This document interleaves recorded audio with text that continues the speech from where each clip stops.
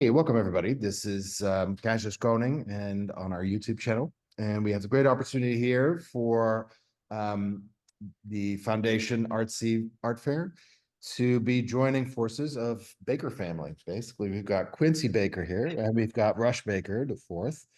And I'm super excited about this collaboration just because it's never been done before.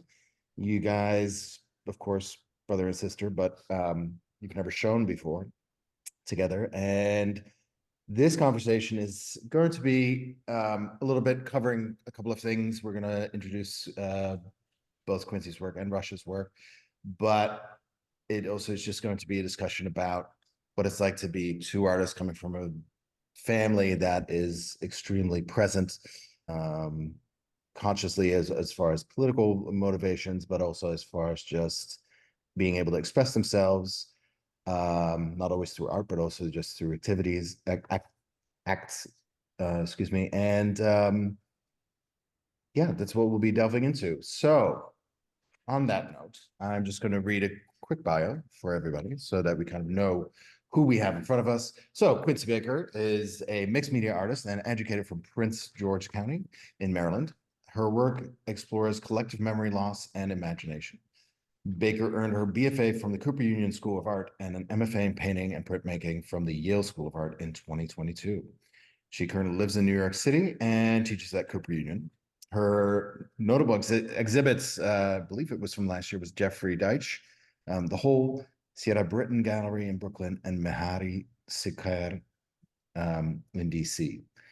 Then we have Rush Baker the fourth, who some of you may know, so I'm sorry if we're going to fall into repetition, but Rush, of course, had a great solo show at Keijsers Koning last year, and he also shows with Hempel in Washington, D.C. He's also a graduate from Cooper Union, which is something you both share, and an MFA in Yale. I guess it was a 2-for-1 discount.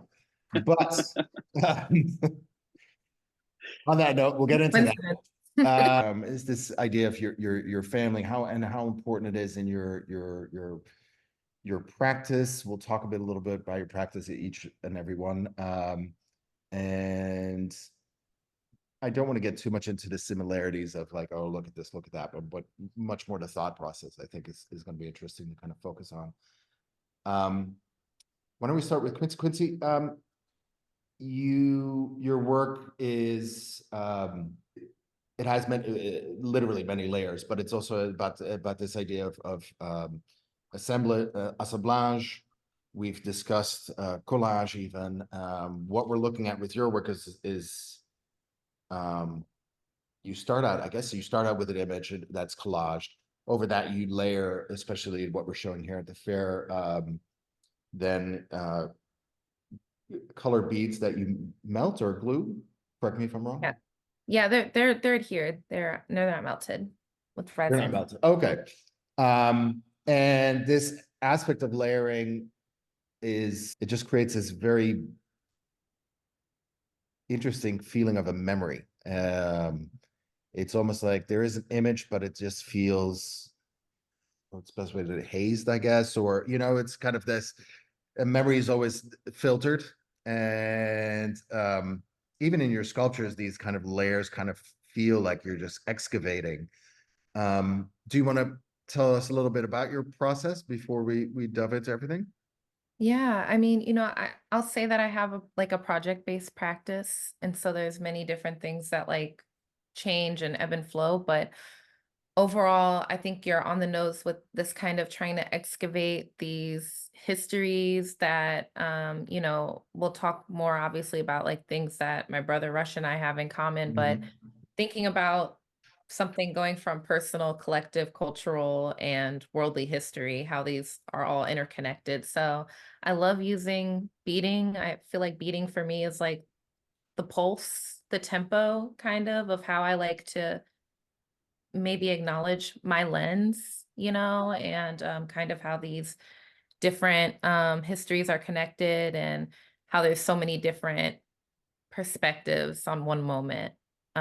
So kind of trying to pixelate and have this veil is really about seeping through all of these different histories that collect into maybe a consensus of what has happened.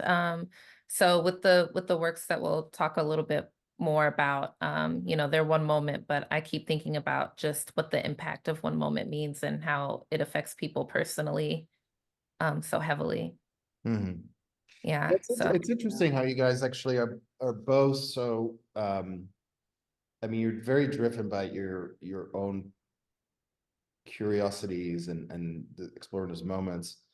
But you're also very aware of your social standing, meaning like who you are within the membrane of society or of a current society, which I think is very intriguing about your work. I guess that also has to do with your parents being, I mean, you guys were basically fed with spoonful about just not just politics, but about, how your acts have an effect and how your activities are um, very much about presence. I mean, I can't even imagine a dinner with you, with all of you I would just love to sit there and just peek. Um, I don't know, Bart. yeah, I know. Silently, I'd sit in the back. I don't But know. I mean, Rush, you also, of course, I don't want to assume that the whoever's watching this knows everything, but Rush's work is also very much about collaging and elements of layering. It's work with not just paints, but also using um, resin. But what's interesting about Rush's work is that each of these elements, he lets it speak for what it needs to do for the final Yeah, goal. It doesn't, not one overpowers another, actually, and and everything that is used has a purpose, so to speak. Rush, at least for this solo show that we just had, sure. some of the works that we'll be showing, a lot of it was inspired by um, Prince from the Civil War and the impact of on African American history and that exploration and how that resonates to contemporary time. Sorry to put that all in 15 seconds, but um, the thing that came across and we briefly touched on this or mentioned is the idea of collage. In our previous discussions I had, especially with Rush, I was talking about collage and how collage has such a profound effect and use within African American art. And I'm always curious, like what is that motivation? And it of course, it was like, okay, it was the cheap elements that you could find or things that, you didn't always have a Sure. canvas. That's how it started. But I always felt that there was more than just that moment, of like, this is all we had type of situation. And I think it actually over time has achieved a greater resonance that I don't know if it's discussed as much. And I would actually like to discuss it now because both of you are collagists to some form, even in assemblage. Sure. You could argue that that is a part of collaging. Um, Sure. and I guess that's my question to you both. It's what motivates you to use collage? Yeah, I mean, I think for me, I mean, you touched on a lot of this in your lead up to this, but I mean, there's a deep history there of collage, especially in the Black community. Thinking about early quilts and patch making as a way to kind of use materials that were discarded to build something or make something that was beautiful. And a lot of times there was coded imagery there that was subversive in nature, like even thinking about the Underground Railroad and kind of hiding clues to escaping enslavement within that. And so there's a tradition in the community of that. And I think it translated into our conversations around modern art, even going into contemporary art. When you think about Faith Rangel, when you think about Romeo Bearden, when you think about Jacob Lawrence, and you think about kind of the history that they were pulling from and a lot of their collage elements. These are things that I think about in my studio. They're things that other contemporary artists like Mark Bradford, Dastor Gates are thinking about in their studios. For me, I'm interested in a lot of those historical moments. And so I'm taking some of that imagery and I'm using it as a jumping off point for abstraction. Kind of thinking about the way that these historical events have through lines to contemporary concerns and trying to figure out a way to present that in a way that's not necessarily overly didactic, but that kind of slows down the read and kind of forces the viewer to spend time with the work, to spend time decoding the narrative that's being presented. And I think that this comes from a long history of that within African American art and within modernist and contemporary traditions. And it's something I think about a lot in my studio practice. I've been really envious about Quincy is her ability to not only talk about kind of broader social political landscapes, but also kind of bring it back into the personal. I feel like a lot of times, and yeah, I've talked to Quincy about this a little bit, there's a little bit more of a detachment in the way that I'm approaching a lot of these historical narratives. Like I'm thinking about them almost as an observer, time traveler. And there's an intimacy to Quincy's work that I've always found really compelling. And so I'd be interested to kind of hear what she has to say about that in relationship to our two practices, because there's a lot of cross pollination, but I think a lot of differences in the way that we kind of visually present in our work. Okay. Yeah, I mean, I totally like the sentiments that Rush just talked about. You know, I'm coming from a similar place, obviously. Even having my brother as an influence on me, you know, has been a big part of my trajectory as an artist. And materially, we kind of we cross over, you know, but we have a similar way that we work with materials, and these various materials and how our aesthetics kind of differ. There's still this consideration of how we're trying to contend with maybe our social condition and how it kind of relates back to a history of erasure, you know, resourcefulness. There's these ideas about what history is, and it's a living thing. History is a living entity that, as artists, I think something Rush and I are both definitely interested in is kind of keeping that keeping the living breathingness of a historical context, you know, diverse, and having these deep breaths and recontextualizing. And I think that's what's so interesting about thinking about the archive, whether it's personal, historical, collective. Like, you know, it's just an amazing thing as an artist to be able to say, like, I want to look back on this thing and I want to emphasize these things, and I want to kind of do a research on something that's totally nuanced and maybe something that stands out to me, but you know, you're kind of breathing life into something that is fading in a lot of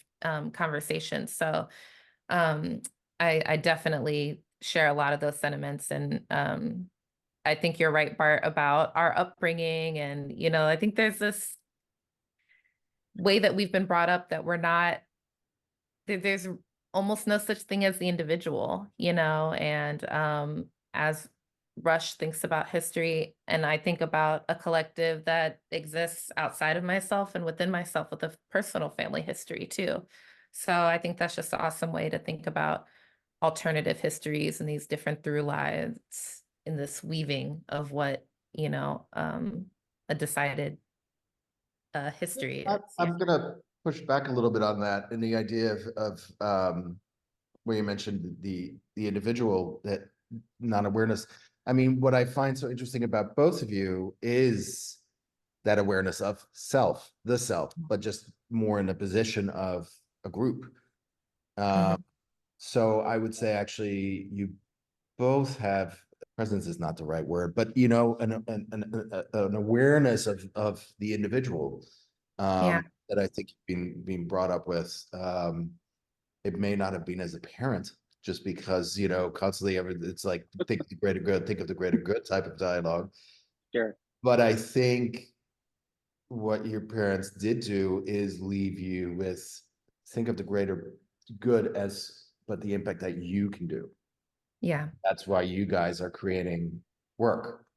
You know, if it, and that being able to create work comes with an extreme self-awareness of the self. I mean, otherwise you can't make anything, you know, it's, and especially not the work you guys are exploring.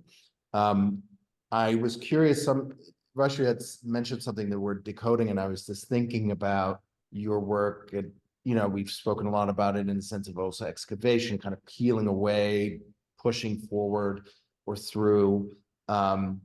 Quincy, it's interesting with your approach.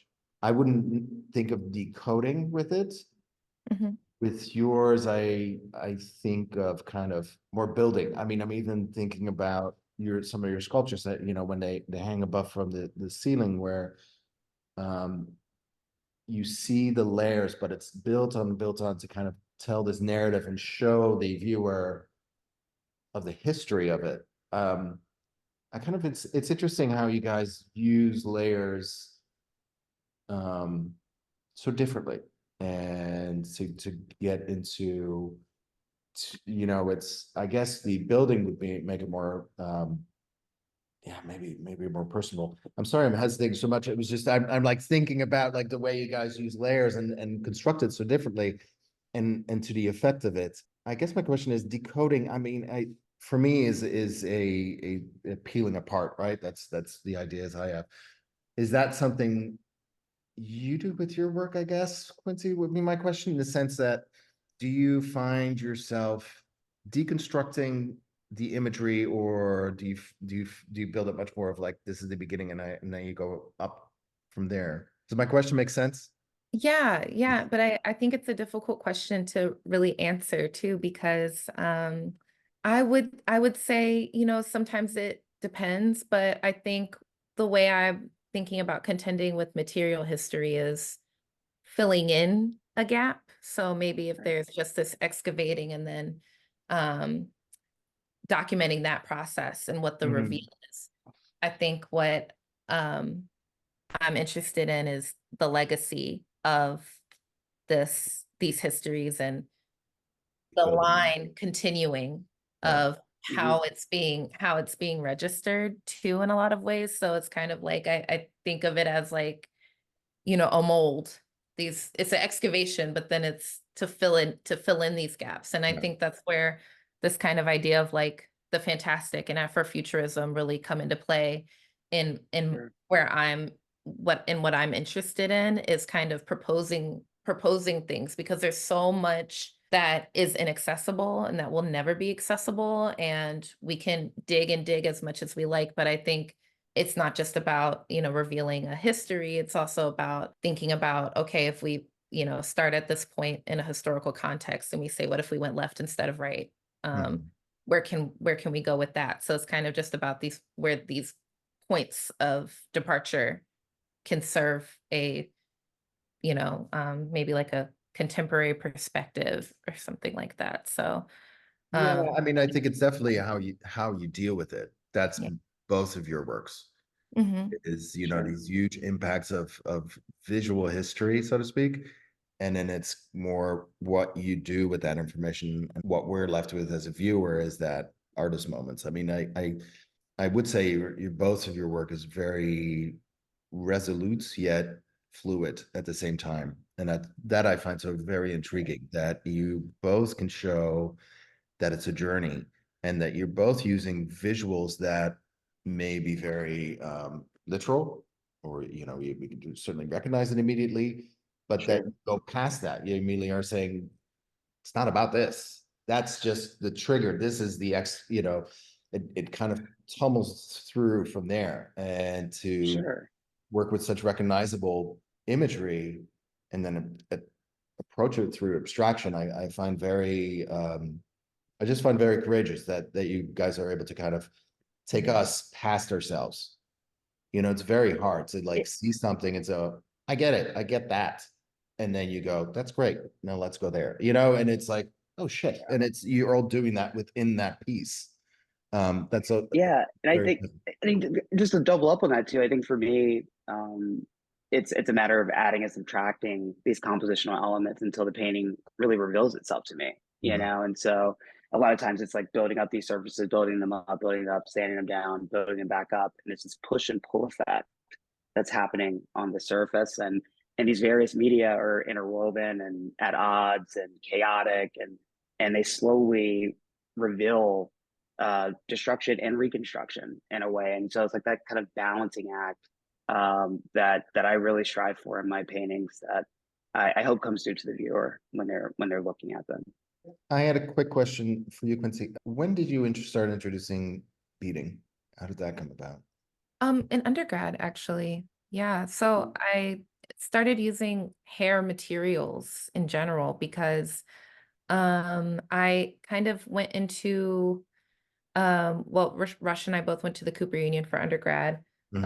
Um, and I graduated in 2017 from the Cooper Union. And I think most of my time there, I kind of was just dabbling in a lot of different classes, and it's a great environment for that institution because Mhm. you don't have majors. So I think when I was kind of getting to the end of my time there, I was kind of like, what have I actually made? And a little insecure about kind of being a jack of all trades and not having this like solid, practice that I felt maybe some of my peers were a little bit more understanding of, which of course this is like undergrad. It's not that You were casting a wide you're net. putting more pressure on yourself. Yeah. But at the end of the day, something that I knew was going to be easy for me and that I felt very, very confident in was thinking about hair as a medium.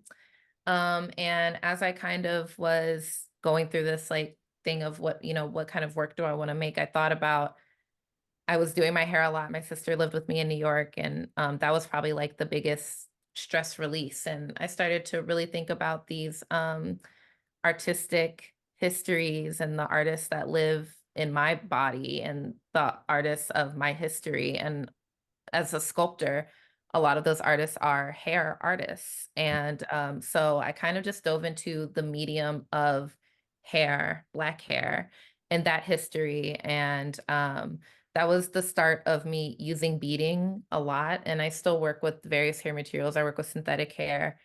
And I just thought it was such a great medium for myself because I felt so confident in it. And I felt very like that I understood the nuances of this material and kind of trying to use it in a Like a you know, vessel almost. yeah, Yeah. definitely. And Definitely. that's It was, that's what it feels like. It takes on this bigger presence just the way yeah. you're using it. And I I don't think it reads that way. Yeah, no, definitely. And I think that for me it's just it's a big I in a lot of ways got a lot of pushback because people didn't really understand. I was at a predominantly white university and it's a very small school. So a lot of like my crit time was explaining to people just things about Black hair, that people didn't really have a knowledge of, which I think, in art school that's totally fine because everybody's coming from a different perspective. But it's always very interesting as an American with a very, very deep American history, living alongside, being here for so long, and these histories being ever present, Facts. everywhere. And I started to realize how um, marginalized these artistic expressions that have a true, true history. So I mean, and that got me interested in quilting. It was a big pivot. So I mean, even thinking with Rush, um, about how we've talked about the history of assemblage and collage, just these are things that are kind of, cast to the side. So it's just something that I was like, I think that I can invest in this as a medium for as long as it will serve me and you know, honor that. And it's been a great way to move. I feel at home when I work with these mediums and these materials. I was going to say it's interesting too, Quincy. I was thinking about our times both at Cooper and at Yale, and I think you were at Cooper at an interesting time when the campus was kind of reconsolidated again in a way that it wasn't when I was there. Like the new 41 Cooper building was being built at the time, and so our studios, the painting studios, were out in Long Island City, and we were kind of on an island. And so, going into my freshman, sophomore year, I was also dabbling in sculpture, printmaking, painting. And then it felt very much like there was this painting hierarchy that kind of took hold during my time at Cooper in a way that I feel like there wasn't that stranglehold in terms of its importance as its own practice in lieu of a more interdisciplinary mode of image and object making. And so I feel like in a lot of ways, it's kind of like been a through line for me going into grad school and even in my practice now, where I am very much rooted in painting. I consider myself a painter. I think about the surface. I think about it as a window into another delineated space. I think about it as a window into another world. And so it's very much so about surface and building up surface and pushing back into surface and looking into, the surface to create the illusion of depth. Where I feel like in a lot of ways you've been able to kind of think in multiple dimensions in a way that I'm also very envious of, and I think that that's like another interesting tidbit about the way that we are both thinking about object making. Even your two-dimensional pieces feel very much like objects, and I know we talk about that a lot.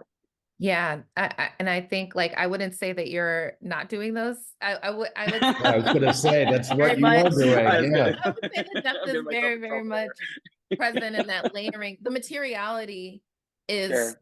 so present and important in your practice. And I think, yeah, I think there is this I think it's a different hierarchy of a material,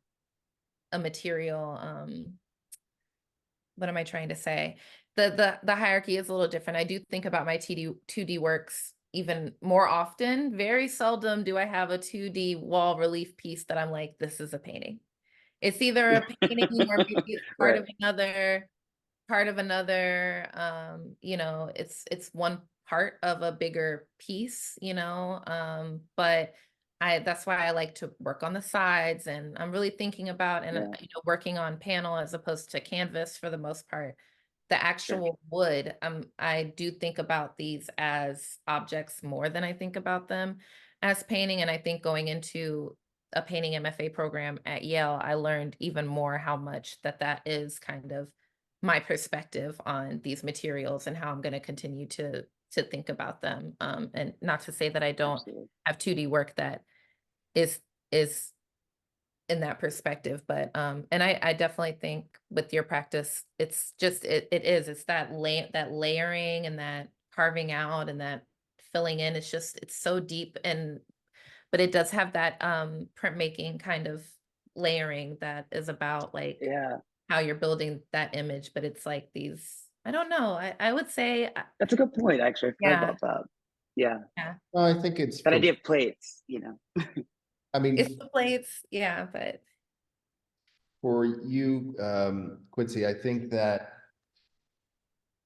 because you put value to the actual items that you use, be it, that, and with Rush, he uses his layering more as um um yeah, and I hate to use the word excavation again, but exploration is probably better. um with yours, it has, you have everything you use has a certain step or meaning towards that end of narrative. yeah, With Rush, it feels more like it's a tool, if that makes sense. And Yeah.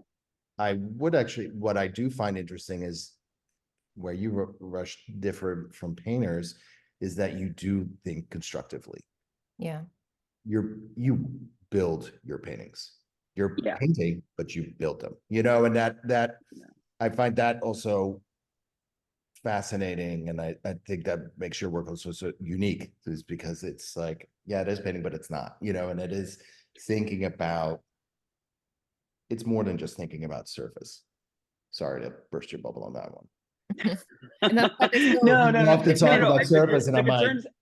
I we're know. past I that. feel like I backed myself into a corner here, but I meant more like the way that they present versus like what they actually. And I'm wrong. That's not even true either. I think it was more like, at first glance, it's like, oh, this could be a traditional thing, but you almost have to like get close, get far away, kind of like see that tactility, see like that building up. I even talk about making a painting as building or constructing a painting, and so I am thinking in those terms. Um, but I do see them as windows in a lot of ways, and oftentimes as mirrors.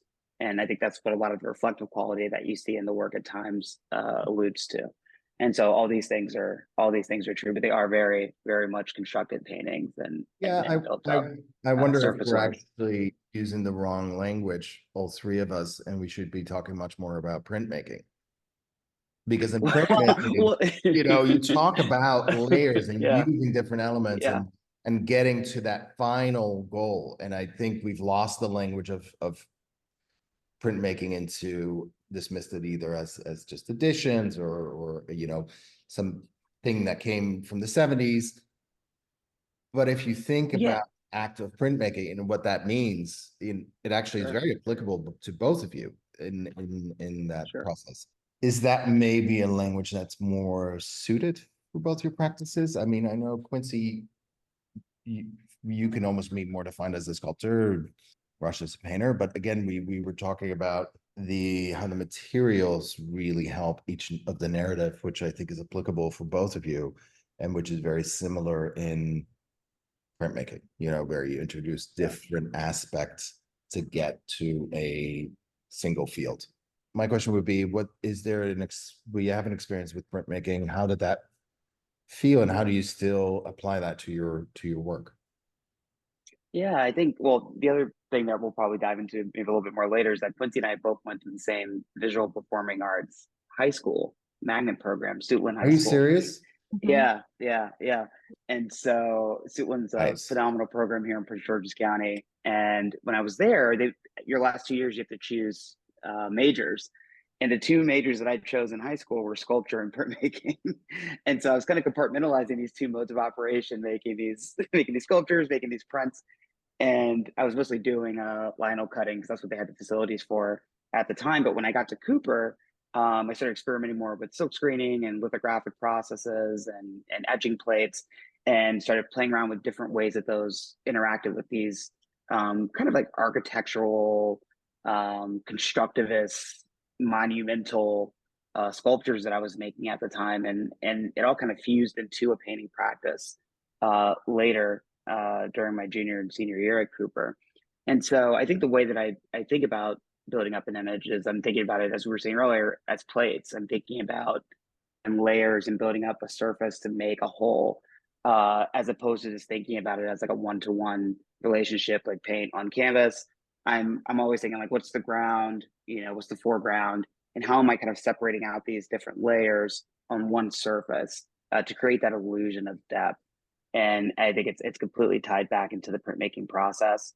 Um, on top of that, the imagery that I'm most interested in are these kind of multi-plate lithographic prints, these Currier and Ives and Kurtz and Allison prints from the 19th century that I think kind of speak to like what was being visually represented at the time in terms of what people were seeing in the world around them. There was no internet, there was no news.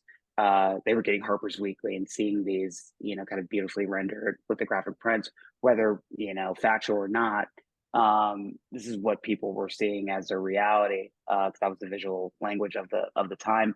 And so I'm interested in taking that material, taking that imagery, and thinking about ways of recontextualizing it in the present, thinking about those historic through lines, but also thinking about the processes of building up those images that I'm referencing and remixing them, if you will, on the surface of the canvas.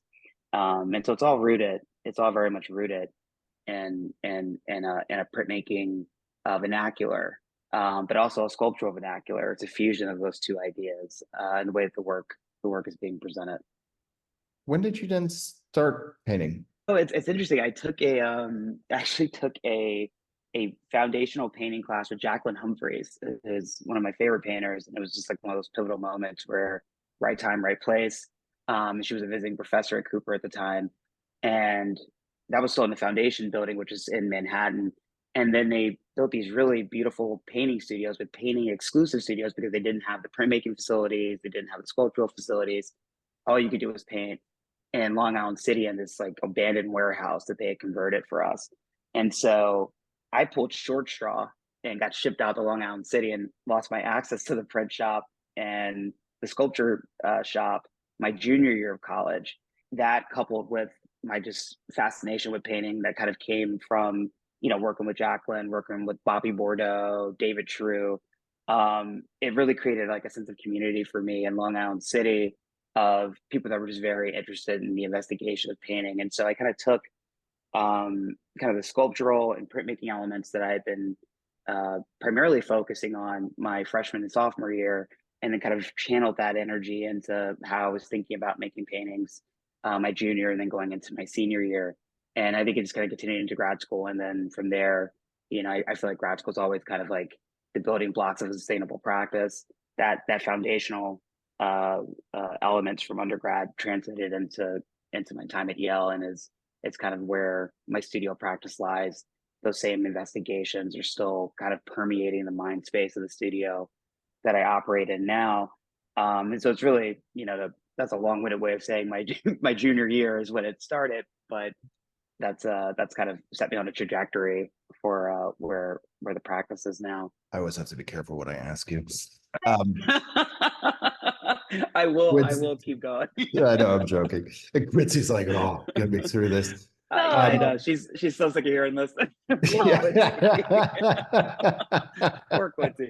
No, it's actually really interesting because we had such different experiences. And Yeah, I was just so curious if interesting how- what yours was, in the sense of, look, you on paper, you guys took the same path. We look at totally different works.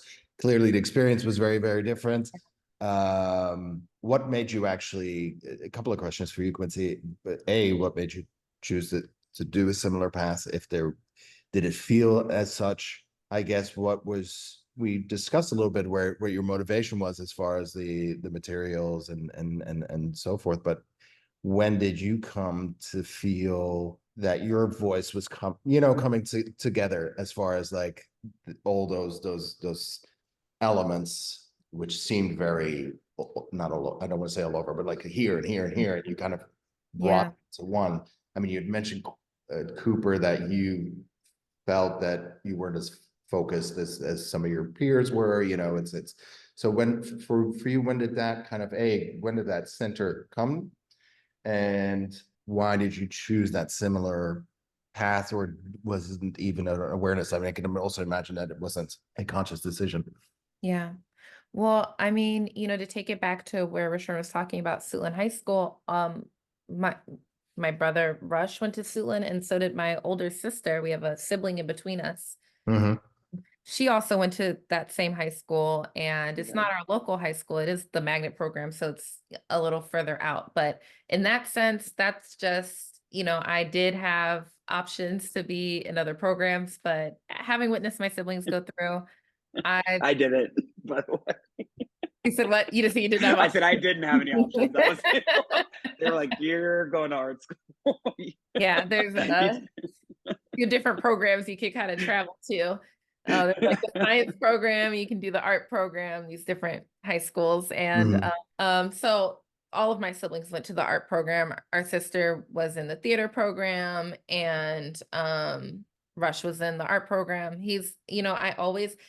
I always tell Rush this, I've always felt like we are both artists, and we both have a similar path, but I always felt it was a different situation. It was never, Rush has this thing and I'm trying to, get into the same thing as him, because it felt so different. He's very from birth, technically skilled. And I always tell him this. He was one of those, gifted hands as a young person. I didn't have that same thing, but I was always creative.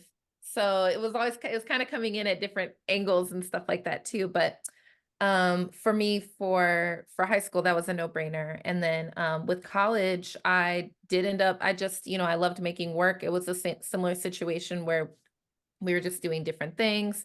I was in the sculpture and painting.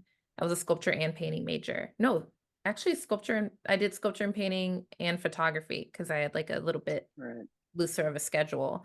It's always been a mixed media kind of perspective that I had, and I would always kind of combine those things. And that was encouraged in the environment that Rush and I went to high school in. Going to Cooper, that same thing was encouraged. So, and our times at these institutions, I'd say our high school was pretty similar, but with Cooper and with Yale following, our experiences were just so different. Rush had these different buildings in different cities. I didn't have that. The new building was there when I got there, but we were also having a huge uprising because of our free tuition crisis at Cooper. Cooper had been Yeah. free for, 150 years. And then the year that I got there, they're like, well, this is the last year that students are going to be able to be free. So it was also just a very active time in a different way. And I think maybe that even fed into this idea of, kind of going into these different places and having little projects. Students were very involved in the actual institute, like, in the institution in a different way. And not Mhm. to say that the art students weren't always involved in that with Cooper, because I know there were lots of protests when Rush was there too. It was just things were finally everything that when Rush We was were there, they were protesting saying because what we happened was thought what was going to happening. happen happened. Yeah. And then similarly, our different situations at Yale, I went to Yale during COVID. So that was also just a Really? totally different, yeah. So, I started Yale at 2020. And so it was before the vaccines, the height of Yeah. COVID. I applied before COVID, and then COVID took off, and it was just this big thing as well. So, same place, different energy, different situation. Our buildings, our faculty are a little bit different, though. Rush and I did both take Bobby Bordeaux and painting at Great. Cooper. Yeah. So that was my painting professor, and I only took painting once or twice, even though he was amazing. But so yeah, I think the trajectory thing, I'm losing focus on the question, but yeah, that it's been similar but different each step. And going into college, Rush is definitely a huge influence on me going to art school for college. I actually didn't have a lot of confidence that I kind of had what it took, especially to even apply to Cooper. I mean, Cooper was just such a prestigious program. I didn't feel like I was the same type of artist as my brother. I was like, ooh, I don't think I'm gonna be able to get into a program like that, like, and that high school perspective where I'm like, you're Yeah. an amazing drawer, you're an amazing painter. Like, I'm Yeah. not that thing, Yeah. and then he was like, no, art's not that. So without him, I don't think I'd even be in this type of, I don't think I'd be in this space. I think maybe I'd That's be it. a creative person, but I don't know if I'd be a fine artist, because watching him do it, and we just have different ways that we move around things. So I don't even think, even if I was the older sibling, I don't think Rush would be looking at me like, I want to do that. I was like, oh, he makes it look so so stable. Oh man. I'm sorry for that. So yeah, because then I get in and I'm like, actually, this is the crazy world to kind of enter. It But is. it definitely, saved my life. So it's the best way to move through life That's for me. amazing. Yeah. Yeah. I I love that you appreciate that. guys Go But ahead. have it's such a definitely different on my brother. experience. He encouraged me. He literally, when I was applying to Cooper, there's this huge application you have to do for those that don't know, and it's Yeah. just very, very strenuous. And I ended up working in Cooper admissions after I graduated for a few years, and it's just this huge process, and it's a big commitment to even apply to the program. And I was telling him, I'm like, I'm not gonna apply, work for a month, make all these custom pieces for a school that's not gonna admit me. And he had to, not only did he sit me down, he brought his best friend Eric Mack to the house to sit me down and be like, you need to apply. And it was a whole thing. So uh I'm very grateful for that. That's amazing. That's Yeah. amazing. I did want to come back to I know my question was very long and could go many ways, but the one of the things that I was curious about, when did it, I guess, come together for you? Because we had spoken about the different various elements. When did, I guess, your point of sculpture and your point of printmaking or painting, whatever you want to assemblage, when did that kind of come to be? Yeah. Well, actually, I definitely think Rush, and we have this conversation all the time. He is a printmaker. His perspective is that type of perspective, and I think it's just the depth is a little expanded, as we said before. And Mhm. I actually consider myself a drawer in a lot of ways. I feel like the way I work with material, the way I'm kind of thinking about a space as a substrate Mhm. space, Mhm. you know.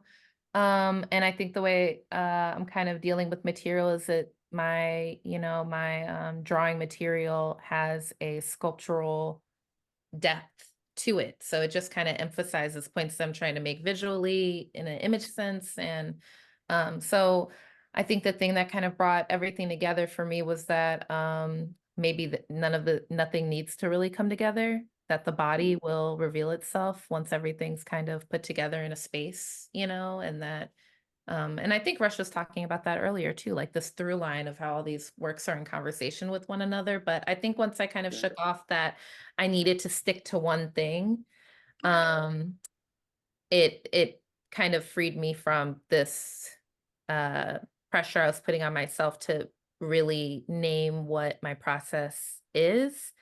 Mhm.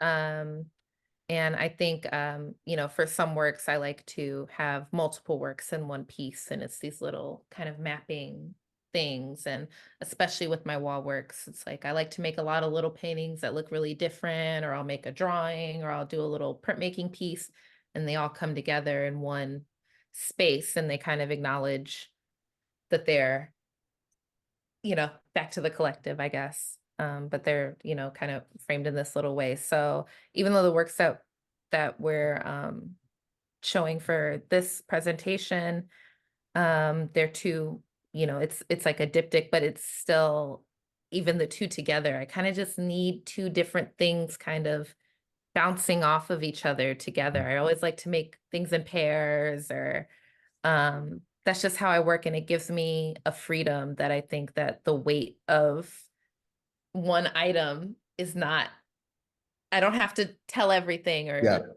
feel complete. Yeah. I it just can be a I had to moment. lose that. I definitely had to lose the idea of like, okay, I've gotten everything It's, that I wanted to get out of in this one piece. And then once you kind of just keep going and then everything comes together, you're like, okay, everything's kind of making sense now that I have um my studio space together. One work will be 2 years old, or I guess how Mm. people operate in a yeah. Do show. you work on one piece at a time or multiple? It depends. I think there's two lanes for me, because sometimes I'm working on a piece at one time. I have an idea for a piece, but I also really am invested in my studio being my site of making work. So a lot of things are just kind of, I like things to marinate in the space. And in terms of material, I think a lot of my filtering process happens outside of my studio space. And then when items come in, found items, different materials, once they all come in, they're on a level playing field. So I consider the history, I consider the context outside of the studio space. Once they're in there, they're all kind of Scrubbed. this, they're all just raw material. And then when they come together, I use them as raw material. And then when they're made, as Rashawn said, the painting reveals itself. My work kind of reveals what these different histories and what these different contexts of materials bring together in one piece. They decide that after I've kind of set that parameter. So two things happen at once. Sometimes, Fascinating. Yeah, no, I mean, because you're working with so many narratives, like each thing has a narrative and they kind of seem to Yeah. scrub it. yeah, And at the same time still acknowledge it. That's tricky. I mean, it's interesting, both of you. I was just writing things down. I mean, I have my whole notes here is like my brain emptying out. I wrote something down which was like rules not possible and questioning it. I think that's actually funny enough applies to both of you. I guess you both of you are coming to the table and be like, okay, this is what's expected, yada yada. And then all of a sudden you're like, but what if I do this? Why am I not allowed? And then all of a sudden, as you're questioning those things, the gates open and your work comes out. Meaning, like, Yeah. both of you question why is it not possible, which I find very intriguing. That's a way you approach your work from both ends. Why is it not possible to use resin on a canvas? Why is it not possible to use beads without it taking full control of the narrative? But it's like, so let's just go and use that and see what comes out at the end. And I find that interesting that you guys have that similar approach. It's also extremely courageous. I mean, it's in the sense that you're honoring the image, the act of image making, you're aware of it. And at the same time, by questioning it, it kind of, it just opens up to where we are now, which is the works that we're looking at. And it's kind of interesting that you both have that trajectory to your work, which is kind of, I guess, not possible was a motto in your home. That was like I don't know not if heard that's of. true. Like, nope, doesn't happen.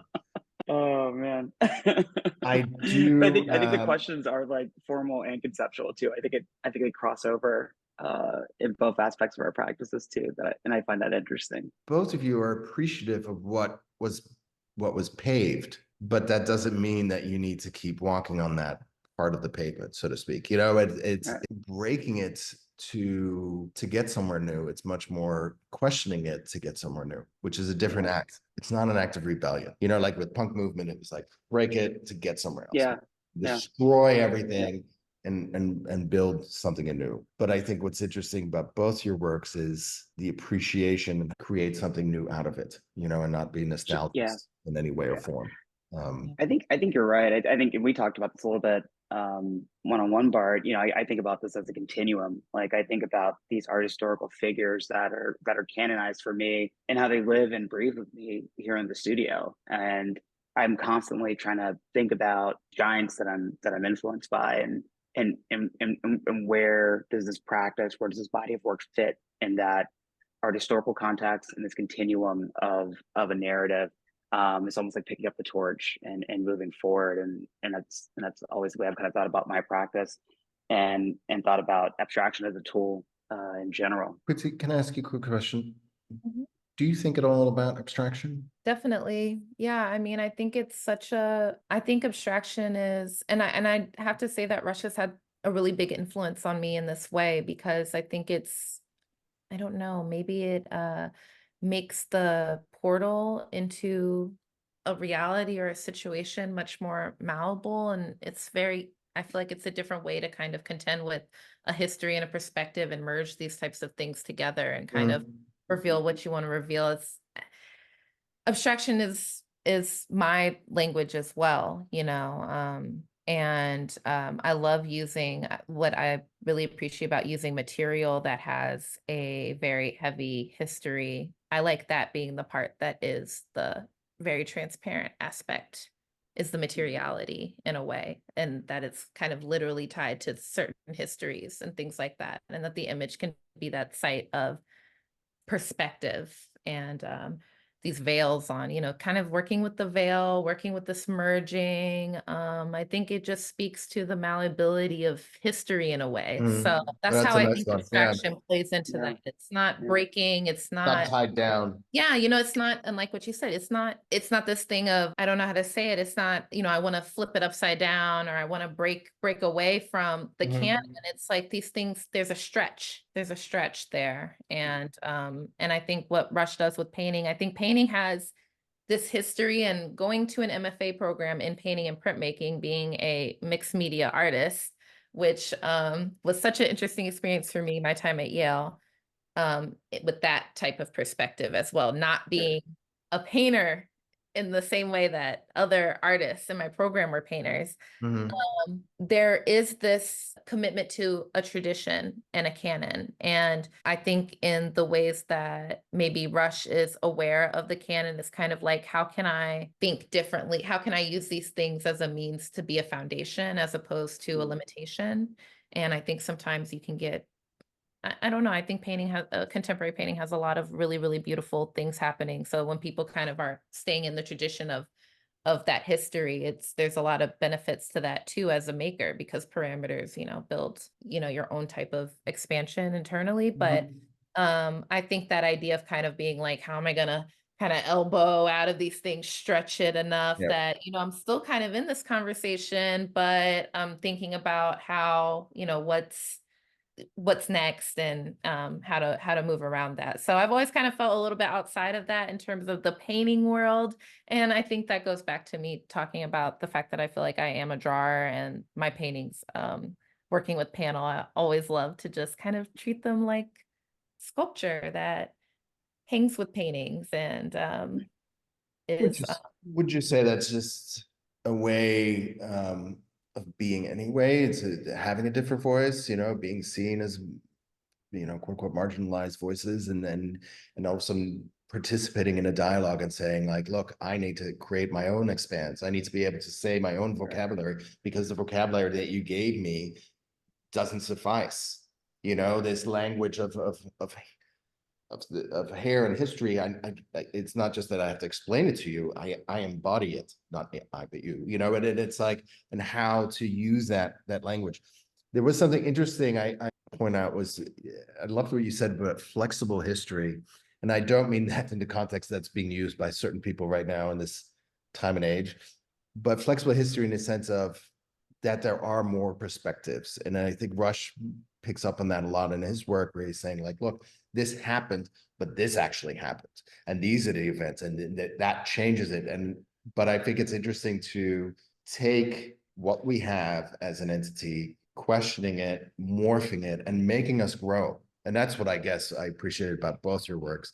There are things I recognize, there are things I understand, yet you take that and you push me further, and you push me into a field where I may not know or understand everything, but you're leading me there to learn, to work off a field that you're able to stretch, you're able to get there. And I think that's extremely interesting, that you both have that you both have. I mean, and again, that comes back to how you guys grew up, that responsibility that were made aware of at a very young age. And it's just interesting to see that responsibility carry through visually. I just want to, besides thank you for your work that you guys do, which I think is amazing. And I love that you guys are able to expand my mind and the minds of many, many others. I also want to thank you for your time here now. And I really enjoyed this conversation. I know we could go on for like hours, because we haven't touched on a few things. No, but all joking aside, I really appreciate this, and I love where this conversation went, and I'm hoping to continue it in the near future. But for now, let's see how this is explored and visually as well at the fair. So thank you so much. Yeah, thanks, Bart, so much for having us. It's been amazing working with you and working with the gallery, and I'm excited to see what comes out of this. And I want to thank Quincy for joining up with me on this. I think it's our first time actually presenting together publicly, but we've worked so much together in our in our private studio lives, and giving each other studio visits. And Quincy, you've been such an inspiration to me. And it's great being able to work with you and work with Barb on this project. So thank you both.